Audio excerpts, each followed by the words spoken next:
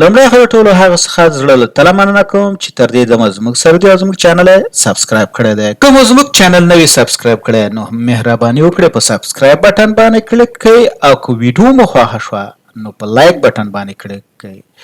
د نور سره د شریکولو لپاره په شیر بټن باندې کلیک کړئ او د خپل نظر د وړاندې کولو لپاره یا تبصرې کولو لپاره د کمنټس په برخه کې خپل نظر یا پوښتنه زموږ سره شریکه کړئ.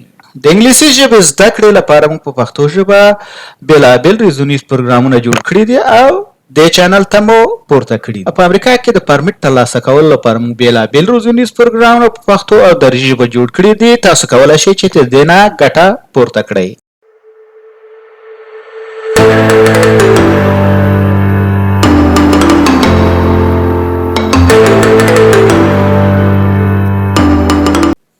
اوس راځو سپلیټ کالم ته. مثال څنګه یو کالم په نورو کالمونو زیاتو کالمونو باندې بدلو یا څنګه د یو کالم ویلو د ډیلیمیټر په اساس باندې په مختلفو کالمونو کې بدلو. اوس دلته مثال راځو اول د آردر ډیټ ته په دې باندې کار کوو چې څنګه موږ دا په د مختلفو کالمونو باندې بدلو. لکه دا مثال دلته سلاش ده دا فارورد سلاش ده. مثال څنګه د دې فارورد سلاش په اساس باندې موږ دا کالمونو باندې بدلو. لکه دلته یو دوه یعنی دوه فارورد سلاشونه دي او دا به په درې کالمونو باندې بدل شي. که چېرته زه دا سلیکټ کړم او ورته راشم ورته وایم چې سپلیټ کالم یا د دې نه ورته وایم چې سپلیټ کالم او یا رایټ کلیک کړم په دې کالم په سر باندې رایټ کلیک کړم او بیا راشم ورته وایم چې سپلیټ کالم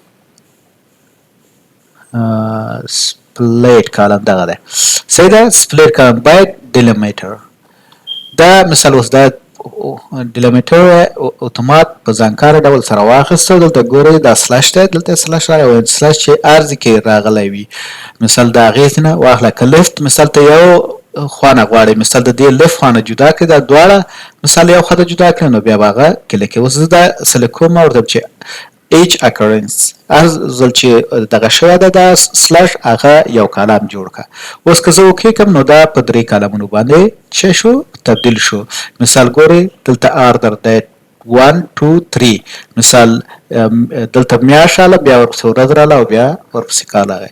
زه ورته وایم چې دا کار نه کوم دلته ځکه اتومات د دې نمبر د ډیټا ټایپ هم چینج شو مثال نمبر ته نو ورته وایم زه دا کار نه کول غواړم او بیرته دا ریموف کوم د دیز نه بیرته په دې شکل شو.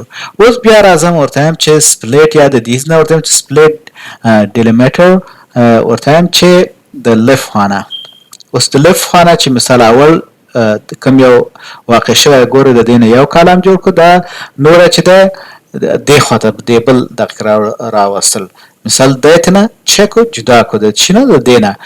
اوس دا هم زه ریموف کوم بیا راځم په رایټ خانه زه سپلیټ کوم چې تاسو په دې باندې پوه شئ چې څنګه د رایټ خانه ده سپلیټ کوي. ګوره رایټ ماس ډیلیمیټر دلته اوس چې راغلم ګوره دا اوس مثال موږ ته د څه جدا کړو دلته نه دا کال د دې نه راته جدا کړو. صحیح شو. دلته نمبر هم دلته ګوره ډیټا ټایپ او دلته څه دی نمبر دی مثال دی تغییر کړ دلته دا راوسته.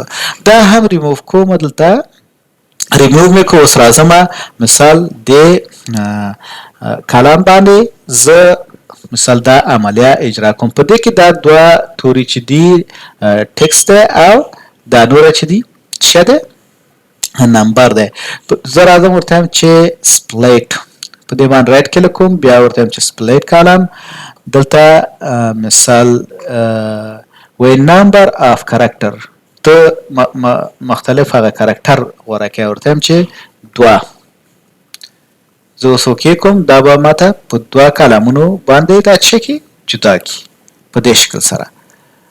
نو بیا دا زه ریموف کوم بیا راځم ورته وایم چې رایټ کلیک کوم پرې ورته وایم سپلیټ راځم ورته وایم که چېرته واړه او کوچني توري ورته وایم چې په وړو او کوچنو تورو دا کا یا که چېرته اول سر کې مثال لوی تر وړو باندې مثال جدا کا سره ډیجیټ ټو نمبر کچې تاول کې نمبر دغه راغلی وي نمبر راغلی وي او ورپسې نن ډیجیټ وي یا ټیکس وي او بل شی وي په هغې سره جدا که زه اوس ورته چې نن ډیجیټ ټو ډیجیټ ګوره د دې کې اول کرکټر راغلی دی بیا ورپسې څه راغلی دی نمبر راغلی نو په دې شکل سره تاسو کولی شئ چې دا سره جدا کړئ دې ته وایي چې سپلیټ کالم یو کالم کې مثال د ډیلیمیټر په حساب باندې یا لوور تو اپر مثال چې دغه مخکې وړوکو ټیکس باندې یو شی لیکل شوی دی خواته غټ لیکل شوی نو دا سره جلا کوي